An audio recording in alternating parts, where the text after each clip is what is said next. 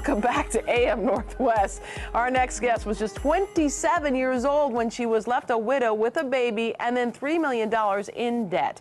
Here to share what she's learned about life, we welcome the author of The Compass of Now, Master Ddnard.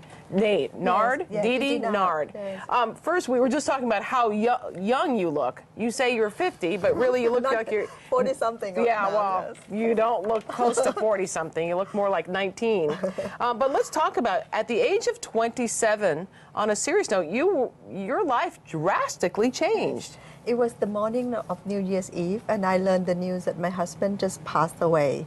At that time, my son was only 11 months old. Wow.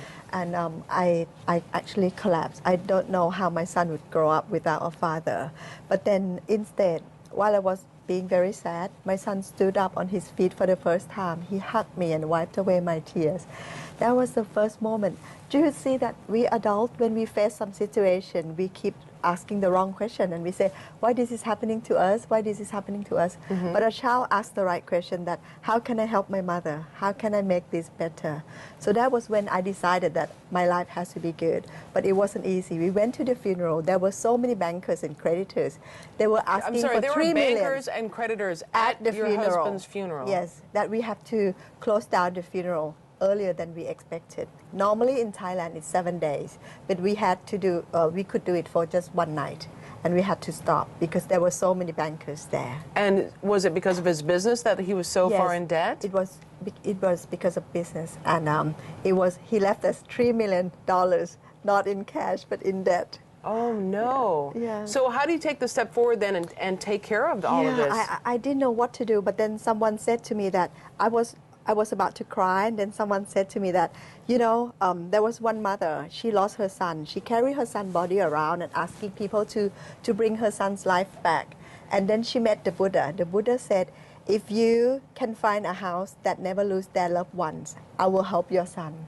The word "a house that never loses their loved ones" was in my ears. And it's like everyone, those who are watching us right now, they have lost someone they love. But when we hear somebody else losing their loved ones, we may sympathize them, but it doesn't break our heart. At that moment, I saw that it's the word I, me, mine. It's so powerful in hurting us, and it doesn't help to be in pain. I had to do something. So someone said, master your mind in order to master your life. What would you say? I said, what? No, not the meditation. At that time, I didn't know how. Mm-hmm. But someone said, okay, observe your mind.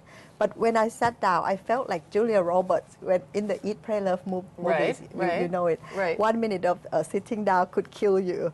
But then while I was observing the pain in my leg became isolated, separated from me. At that moment, my mind was my mind, and the pain was something else apart from me. And that moment, I knew that death is death, my mind is my mind.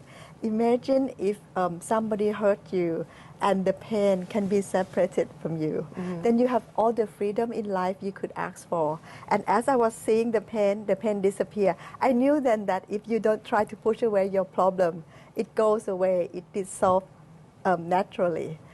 At that time, with $3 million debt, on the first day after the funeral, at the meditation, I was so happy. I knew since then that I could pay off my debt, and I did.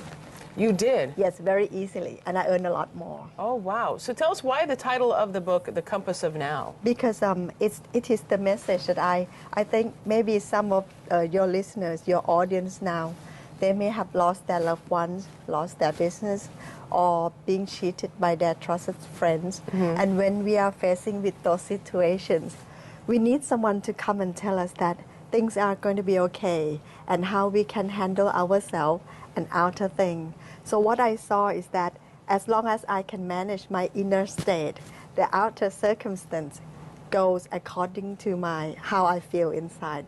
So what I do is just I manage my internal condition, and the outer circumstance reflect it. You talk about inner treasures. What are those? Inner treasures. Because normally we try to go out looking for happiness, looking for other things outside of us. Right. But what I felt is that how I paid off 3 million debts is because I was so happy inside, and I felt very rich inside. I felt I have everything in the world.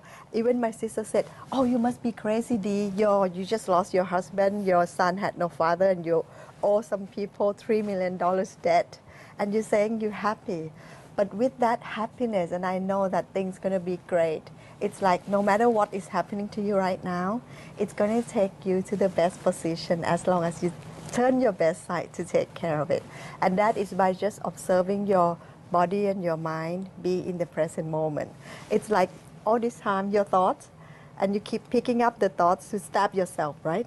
When somebody sure. says something bad to you, cheated you, or break your heart, Right. they may do it once, but you keep bringing those scenes back again as a knife to stab yourself. Did you get a job immediately, and that's how you were able to pay off that debt? I opened up a business.